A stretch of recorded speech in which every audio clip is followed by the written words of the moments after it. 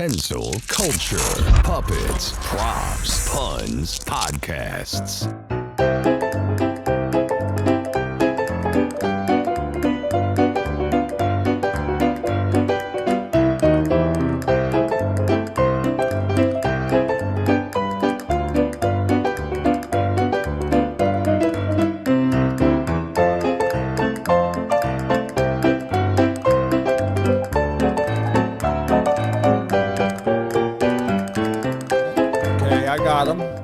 Okay, Fuzz the Bear, I got him. Okay, not Cocaine Bear, he's not there. Goat gobbles the. Hey John, what are you doing? We got a show. Come on. No more of this Beanie Baby stuff. Oh, hey, welcome once again, ladies and gentlemen, and every pronoun in between. Okay. We're welcoming everybody, and it's back for another edition of Kensil Culture, the pop culture magazine.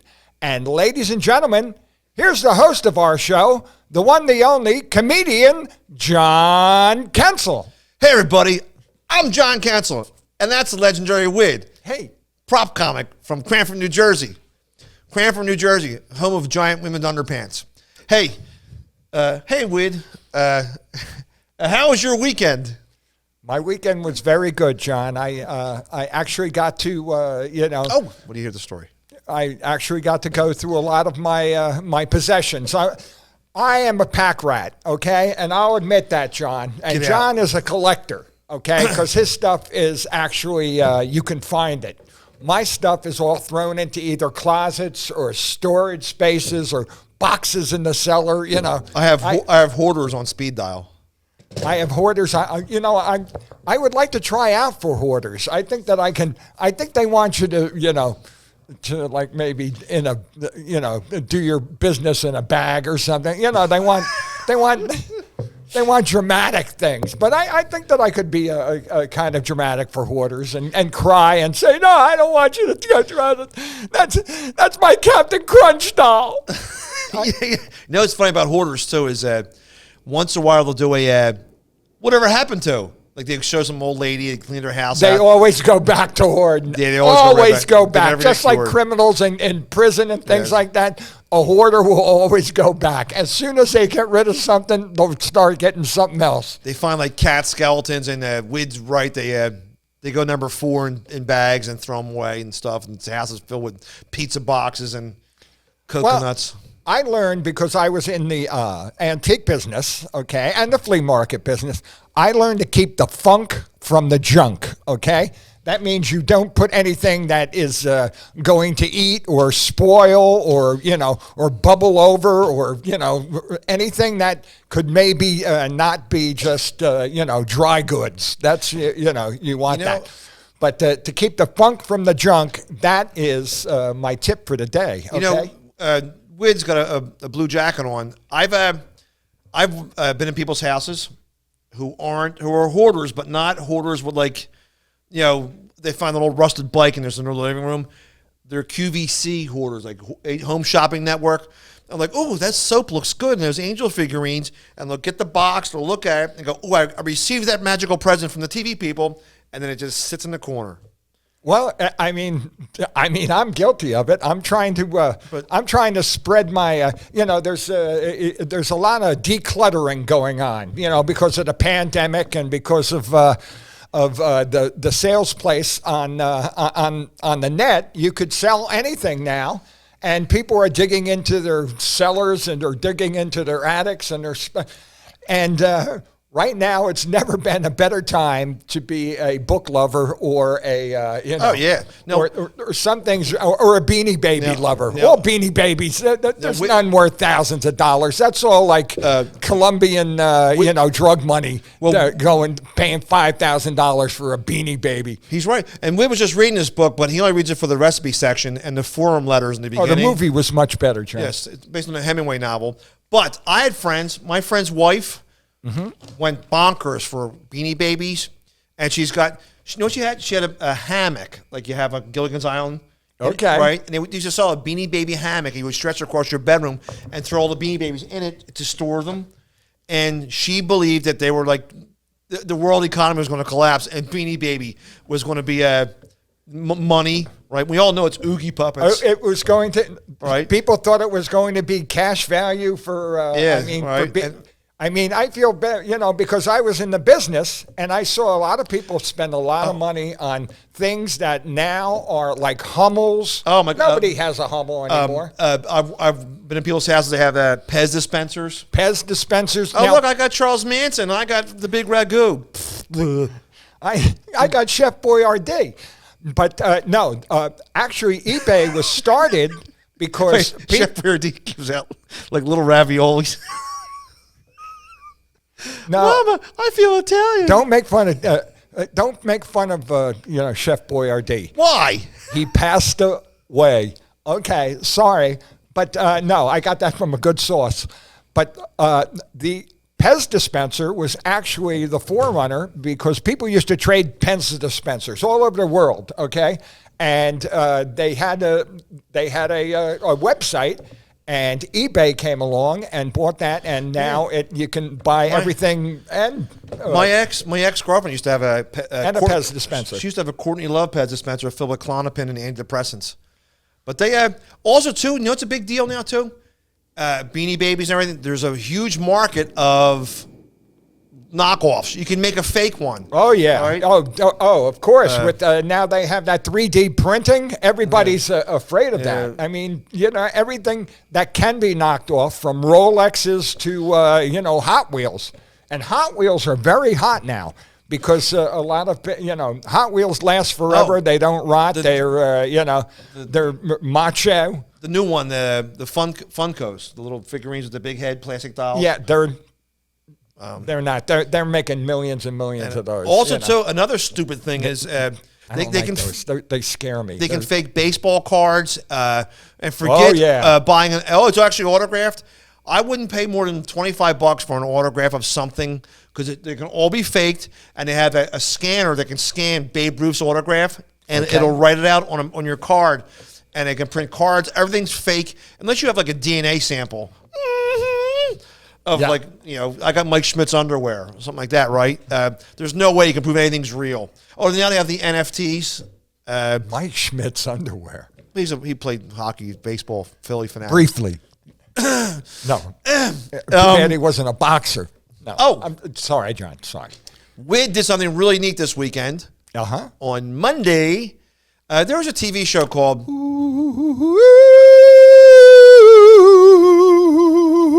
Green Acres. There's a TV show called Star Trek Wars. Star Trek, okay. And there's like 13 different Star Treks out there. Voyager, Deep Space Nine. I always wondered about Deep Space Nine. What happened to the first 8? Okay. I have no idea. But we did a virtual. I am a member of the Roddenberrys, okay? Just like Gene Roddenberry, the creator and show steward. Gene Roddenberry, we're called the Roddenberrys, and we're sort of a eccentric parody band. Weird, okay, like I don't want to say of Weird all Al Yankovic. Star Trek. I want Weird Al Yankovic. He's a parody guy, but yours also is parody, but it's different too. They'll come out in character as a Star Trek famous character. Exactly. I'll come out as a crew member, and it happens to be right over here. Okay. Oh, the man. That's Ricardo Montalban. No, it's okay. not. That's what's her name? Jamie Lee Curtis. That's not Jamie Lee Curtis. Please.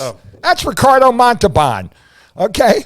And Ricardo Montalban was a big star back when we were very friendly with anything that was sort of Latin, because we wanted them as allies during World War II. And so they had superstars just like Ricardo Montalban.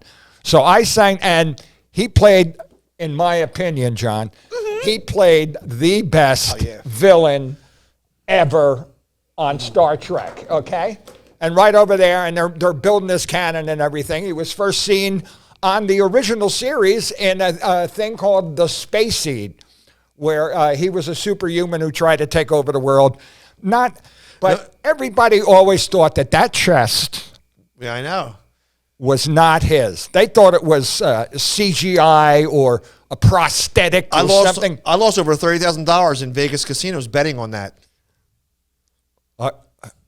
No, they weren't. These were his real chest. This was his real chest because he had a accident. He fell off a horse. Okay, and he had bad legs for a while, and so he had a regime of doing push-ups. And if you saw him in real life, everybody would just go and want to. No, it's funny. Touch it. If you watch the '60s episode they was on, he had a real bad short receding hairline wig on then. But when he came back in the '82 movie, he had his like mullet haircut. But he was very good. He was so 80s here. And he saved the franchise, John, because of that, because of the movie. The first the Star motion Trek picture was boring. With that girl, the woman who was the thing, she had a receding hairline. In fact, it was all gone. But it's the 50th anniversary, and watch, it's on the net now. It is the virtual Star Trek convention. So they had a virtual Star Trek convention for people who are homebound because they're so morbidly obese, eating cheese doodles. No, it's just because they don't want to move out of their parents' cellar, okay? I lived at home until I was 26, okay? Why? Well, I wanted to graduate high school first. The guy, so Wids in the Roddenberries, which is a fantastic live show. You got to see it because they got people who can really belt out songs as characters. And I think Wids the showstopper because he has such a deep voice and he sings That Space and other songs. Yeah. But so this week they had a virtual convention for 3 days. Wait, the virtual convention, was it stars or just you were the musical portion? I didn't. I was doing it, so and I was up for 2 days because I only had a 4-day notice that this was that I was on this. And so I did not see the rest of it, but I have been to, I've been to several Las Vegas conventions, and I met them all, Now, except I haven't met Chekhov. No, it's funny. It's really strange. But if you folks out there want to support the show, send a Chekhov to. It's funny too. I did meet him. Did you meet him? In the Oaks, PA Convention Center. It's outside Philadelphia. Mm-hmm. It was some crappy science sci-fi convention, but it was all the lower level store. It was lower decks. It was George Takei, Chekhov, Uhura, who just passed away, and they're signing autographs. And it said, we talk about this all the time, which is really interesting. These people, they have fame, doesn't mean they have money. Any TV show made before 1970, you got paid $300 a week and no residuals. So they made money off the films, but as the years go by, they make their bread and butter at conventions signing autographs. And Chekhov is played by Walter Koenig, and got to meet him. I got to meet Shatner and. What's really weird too is because I don't know what nationality is, but he does a thick, is it a Russian accent? When you see him talk in real life, he's not that he sounds like he's like he's any customer in Walmart. There's whatever that Kirk Cameron show was with Growing Pains, right? He was Kirk Cameron's friend by the name of Boner, right? Well, he had mental problems, and there was a guy named Boner. I swear to God, he was the wacky Urkel type guy, his wacky friend.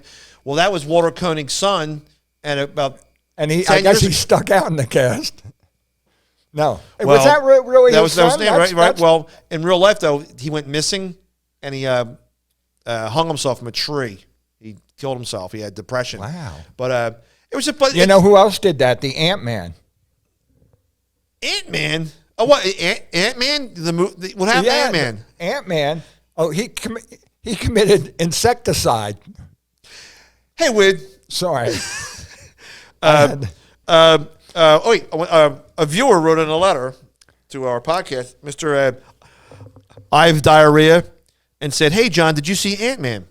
And I did. I saw Ant-Man on Monday. The Ant-Man Quantum Mania. Ant-Man. That sounds like a bisexual relative, okay? Yes, Ant-Man. Well, the villain That's Ant-Man. The bad guy grabs him and says, "Say, Uncle Ant."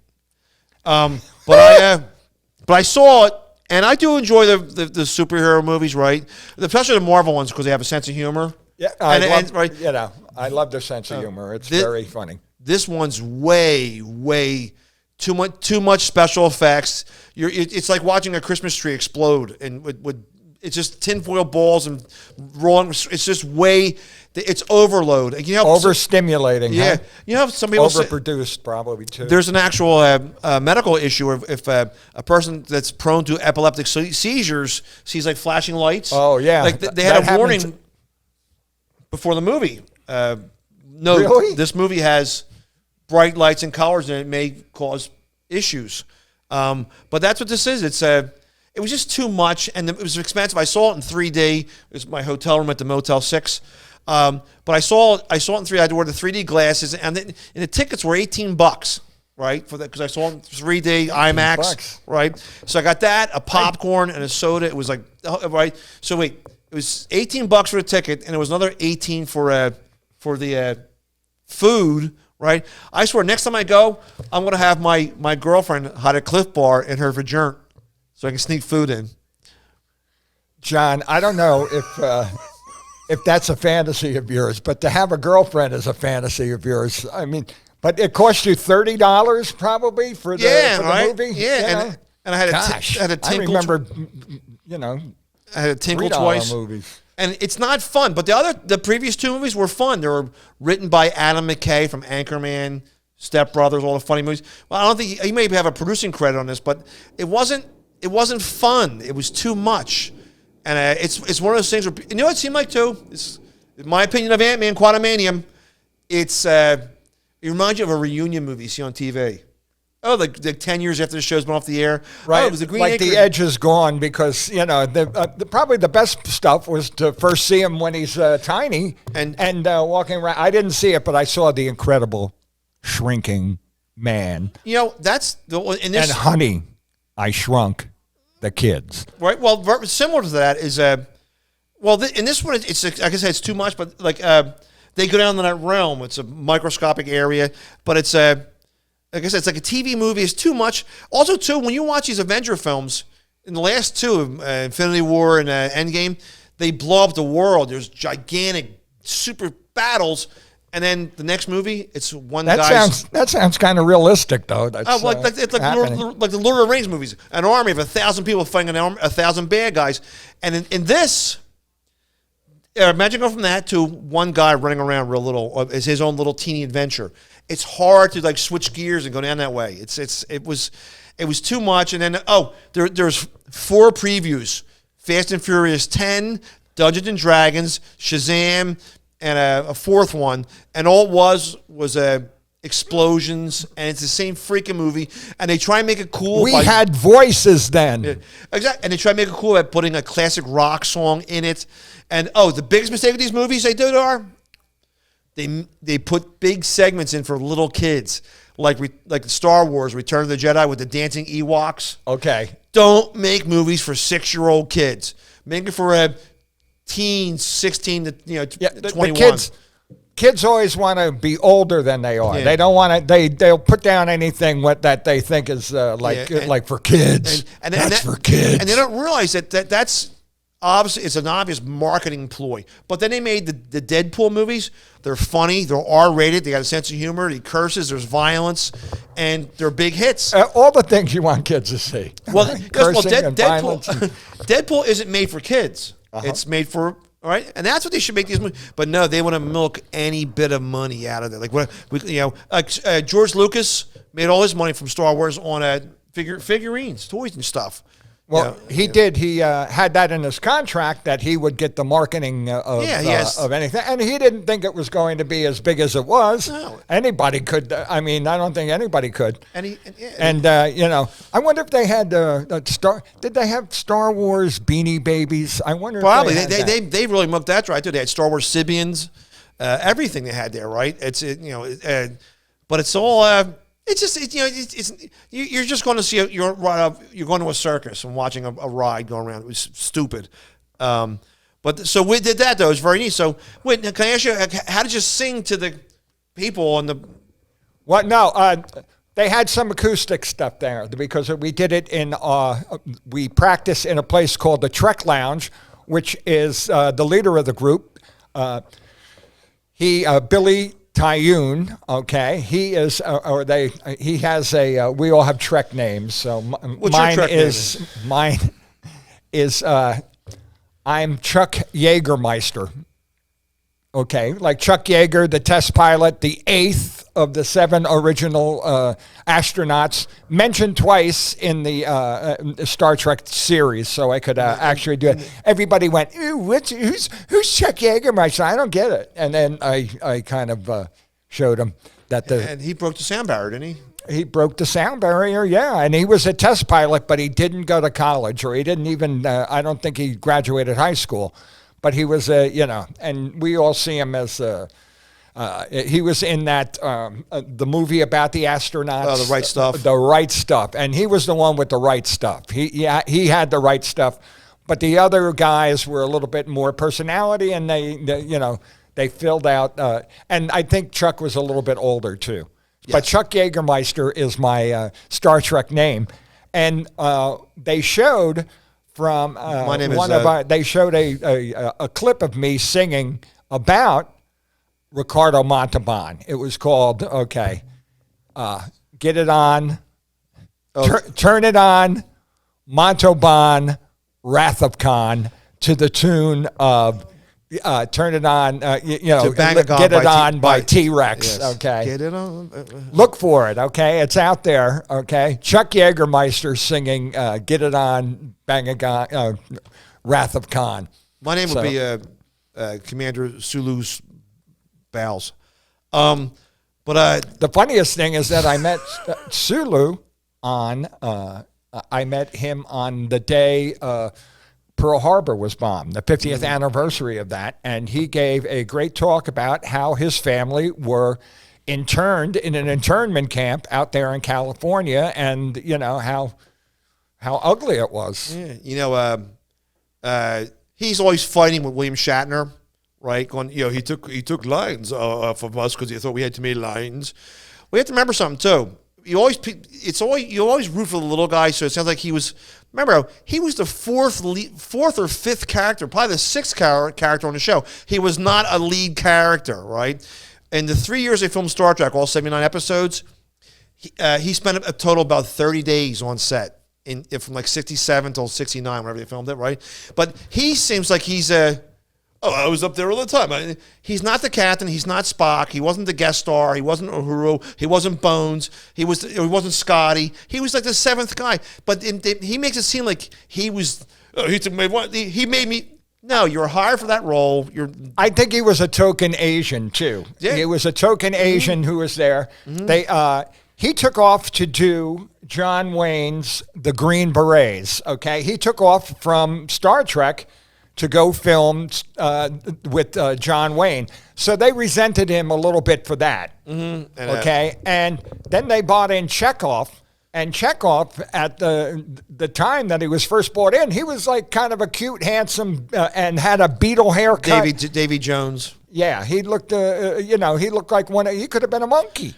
But, and they brought him in to attract the younger viewers, but it only lasted 3 years. Yeah, and it was the last year was they didn't have any budget. And also too, it was weird hearing that jarring dialogue, with the whole mixed budget, because Scotty was Captain. Scotty. I tried doing this in the dilithium crystal, blah, blah, blah. And then Chekhov with that weird Russian accent, like Shushek, Simo Hojchebia, Tuik, Zinjalinji, right? It was just weird. Well, it was weird for the time because they wanted to show the brave new world. That would include everybody working together, not only the minorities and foreigners and even aliens all working together, and that was supposed to be the euphoric sort of world that we were looking forward to. I did something really neat this weekend. My friend, hey, John, I heard you had a great weekend. What did you do this weekend? My friend is a Civil War reenactor, military milkman, Revolutionary War reenactor, and we drove to King of Prussia because somebody was selling a brass cannon. A brass cannon? It's decorative. It's what do you call it? A decoration. decorative, right? A decorative cannon? Yes, but it's a brass cannon this big on wheels, and you put it on your mantelpiece or your fireplace. Right. But when we were little, that means younger, he had one, and he drilled a hole in the barrel. He actually, it was a decoration, but it's made out of brass, thick brass, not like a trumpet, like an inch thick. And he would put ball bearings in it and shoot them at stop signs and blow. That is the coolest thing I ever heard to make one of those. But this thing was not made to fire. No, I'm sure it wasn't. So I think eventually it exploded on him, like it just blew apart because it wasn't barreled or made to take care of it. So he went and purchased it, and he was happy as a sieve, whatever that means. But check this out. So he found somebody that was selling an M1. All right, An M1 rifle. And from World War I. You guys went to a gun show, right? No. No. Oh, this was over. He mentioned it to somebody, and my other friend said, "Oh, I know somebody who has two of them, wants to sell them." So the M1 was the Enfield was from World War I. And World War II was the M1. Okay. But it's a real heavy. Am I right on that? But it's a bolt action rifle, but it runs like anything. It's really cool.